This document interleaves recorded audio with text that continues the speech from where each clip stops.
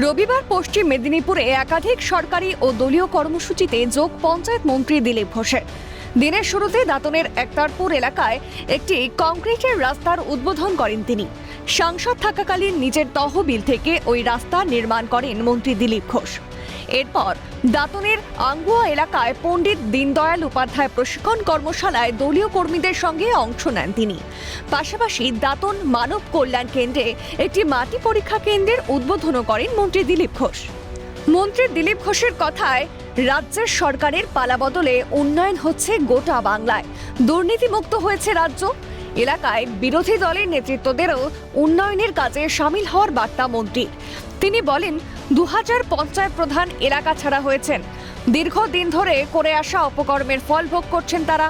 সাধারণ মানুষ ডিম থেরাপি দিচ্ছেন, সেই ভয়ে ঘর ছাড়া পঞ্চায়েত স্তরের নেতৃত্বরা। আমরা আপনাদের সহযোগিতা করব, আপনারা কাজ করুন। আর যারা দুর্নীতি করেছে তারা এখন এলাকা ছাড়া হয়ে গেছে। মানুষের মনের মধ্যে খুব রাগ, তার প্রকাশও হচ্ছে, খুন খারাপও হচ্ছে না, কিন্তু কাঁচা ডিম খেতে হচ্ছে।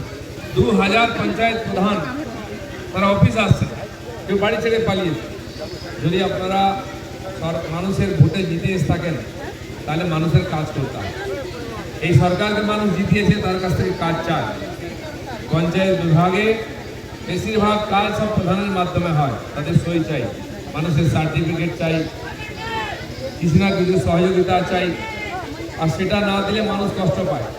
তাই প্রধানদের এসে নিজের এলাকায় কাজ করা উচিত। আমরা সহযোগিতা করব। পুলিশের ওসি আছেন, তারা সুরক্ষা দেবেন। পাশাপাশি গ্রাম বাংলার উন্নয়নে জোর রাজ্য সরকারের, বার্তা পঞ্চায়েত মন্ত্রী দিলীপ ঘোষের। তিনি বলেন, শাসকের আইন নয়, আইনের শাসন হবে, দুর্নীতিমুক্ত প্রশাসন হবে, গ্রাম বাংলার সমস্ত প্রয়োজন মেটানো হবে।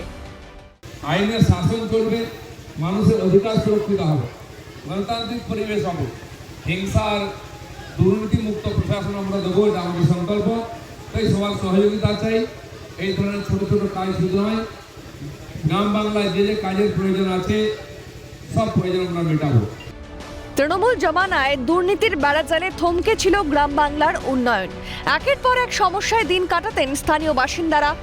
তবে সরকারের পালাবদলে অবশেষে উন্নয়নের মুখ দেখছে গ্রাম বাংলা, খুশি স্থানীয় বাসিন্দারা।